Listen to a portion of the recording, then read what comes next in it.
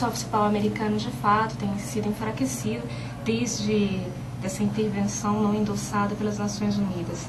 Talvez até antes, mas vamos dizer assim, mais gritantemente, desde essa intervenção não endossada pelas Nações Unidas.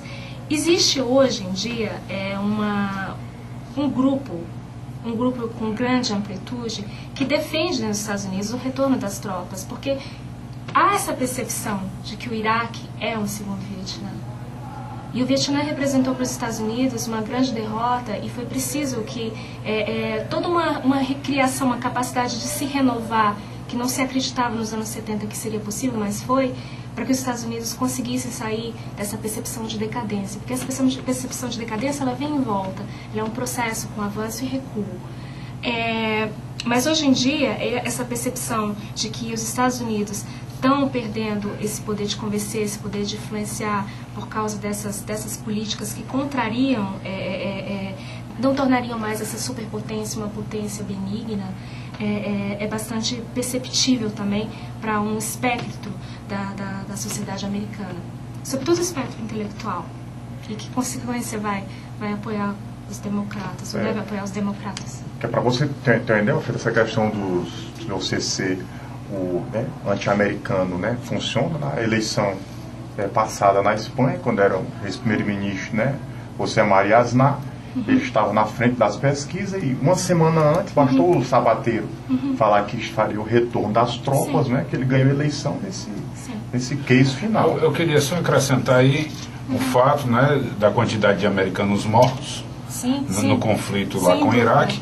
E além da quantidade de americanos mortos, que é inexpressivo, 4.000 mortos não é tão significativo do ponto de vista da guerra em si, mas para quem ia ser um passeio de 3 meses, já muda muito de figura.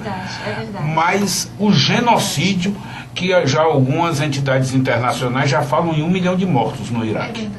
Então, é um genocídio, e o Bush, para mim, está na lista dos genocidas do mundo. Quando o presidente Bush fez a visita durante, vamos dizer assim, o período show, que seria o período quente dessas manifestações que ocorreram na América Latina também e na Europa, se dizia que ele seria um criminoso de guerra. Se iam julgar Milosevic pelo genocídio que teria perpetrado no território da ex-Yugoslávia, por que não também julgar Bush como criminoso de guerra, Era o que se discutia na época, porque foram instituídos vários tribunais ad hoc, que são tribunais temporários para julgar violações contra direitos humanos. Então, Bush seria dos grandes violadores. Foi apresentada a reclamação contra ele? Não. Isso é só hipotético. Isso ficou muito na questão das manifestações populares, que tiveram grande repercussão em todo mundo. E aqui na América Latina também houve manifestações aqui também. Agora, eu queria voltar a um fato que eu acho que eu não concluí. Você falou alguma coisa sobre a questão da França, não é? Sobre a França, se na França qual era a percepção dos Estados Unidos? Qual era a percepção dos franceses com relação à questão do domínio norte-americano, a queda do império? É um pouco forte falar em queda do império, apesar de que Paul Kennedy fala, ascensão e queda das grandes potências como um processo que ocorre ao longo da história mundial. Mas, vamos dizer assim, esse processo, essa percepção de decadência ou de perda de poder relativo dos Estados Unidos. Em relação à França, houve uma inflexão? Sim, ela houve. Eu não sei se, no fato, apenas uma inflexão de, vamos dizer assim, de discurso. Eu acho que, de certa forma, ela houve uma inflexão na prática. O governo do ex-presidente Chirac, era um governo golista, de cunho golista, que se pautava muito pela questão do poder da França no cenário internacional. E de uma tentativa maior de consolidar as instituições europeias, inclusive de criar uma política de defesa europeia própria, que fosse não contraponta à OTAN, mas que ele conferisse autonomia à Europa no cenário internacional para agir, inclusive, militarmente. Inclusive contra os Estados Unidos, se fosse o caso. Podemos colocar assim, apesar de que a aliança, não se pode esquecer que a aliança transatlântica, União Europeia e Estados Unidos é uma aliança forte. Ainda que haja essas tentativas de autonomia. Eu acho que seria bem mais o fato mesmo de tornar a Europa autônoma, um ator internacional de peso, não apenas econômico, mas também político e internacional. Agora, com questão a isso, houve uma inflexão com a ascensão de Sarkozy ao poder. A ascensão do presidente Sarkozy ao poder respondeu a uma necessidade, a uma percepção de que era necessário que a França mudasse, era necessário que a França modernizasse as relações trabalhistas e um retorno à França como esse motor europeu e como ator importante no mundo. Porque o francês se percebe como francês, apesar de estar dentro de uma Europa que é um espaço cada vez mais supranacional, vamos dizer assim. Existem determinadas instituições europeias cada vez mais sem fronteira, né? E existem determinadas instituições europeias que são supranacionais, né? A Europa das comunidades. Enfim, com essa presença do presidente Sarkozy na França, se passou a adotar no discurso e nas medidas que o presidente vem tentando fazer, de modernizar, de flexibilizar relações trabalhistas, de substituir em cada 2 funcionários públicos que vão partir, que vão deixar que vão se aposentar, desculpa, estou pensando na palavra em francês, seria França retreta, mas que vão se aposentar, seriam substituídos apenas um desses funcionários públicos. Então seria uma privatização, podemos dizer assim, do poder público, do poder estatal na França. E isso no campo da política doméstica.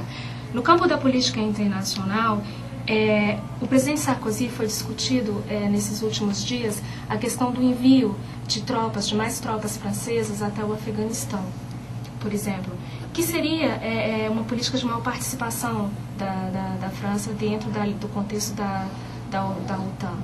E também se falou exatamente nesse retorno da França ao comando da OTAN, porque desde a época de De Gaulle, nos anos 60, houve uma retirada da França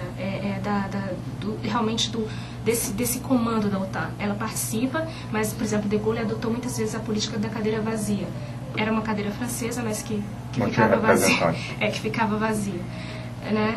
Mas, no caso, Sarkozy tem revestido isso e tem causado uma certa animosidade de setores mais de esquerda dentro da França, que são contrários a essa política, que eles consideram política de submissão. Os arsenais atômicos do leste europeu estão sob controle? É interessante você falar dessa questão... Tem que ser bem curtinho, porque nós estamos terminando o bloco, então. O Freitas sempre reclama disso, olha, quando você está terminando aqui um bloco, você inventa uma pergunta desde a mãe. No próximo bloco nós vamos tratar de Hugo Chávez, que é queridinho do Alfredo. Existe... É difícil responder essa pergunta em tão pouco tempo, porque tem tanta coisa para dizer. Mas não se preocupe, não faltará oportunidade para você vir aqui. Mas estão ou não estão desmantelados? Está tudo guardado? Não está tudo guardado. Não está tudo guardado. Existe um mercado negro também de armas... Armas bélicas. Sim. Perigosas. Inclusive atômicas. Sim. Aline, desculpe interromper, mas esse nosso segundo bloco já está encerrando. Eu queria que no bloco seguinte nós tratássemos das questões da América Latina, né? Presidente Lula, Rafael Correa, Álvaro Uribe e Chávez. Será um prazer. Tá ok? Evo Morales, Farc, Bachelet, por aí vai. Tá certo? Um minutinho só.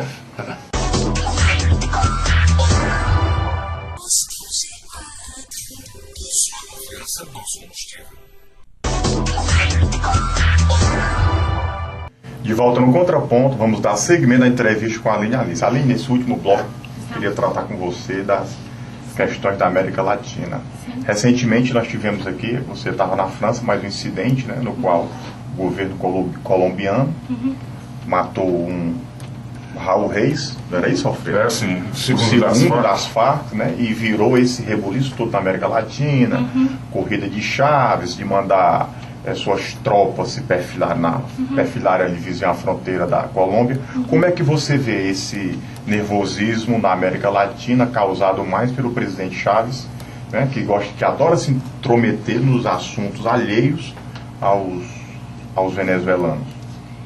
Eu acho que primeiro é importante dizer que a América Latina é a nossa circunstância. Isso era algo que Ortega y Gasset falava. É a nossa circunstância, e como nossa circunstância merece atenção prioritária. E essa a posição brasileira.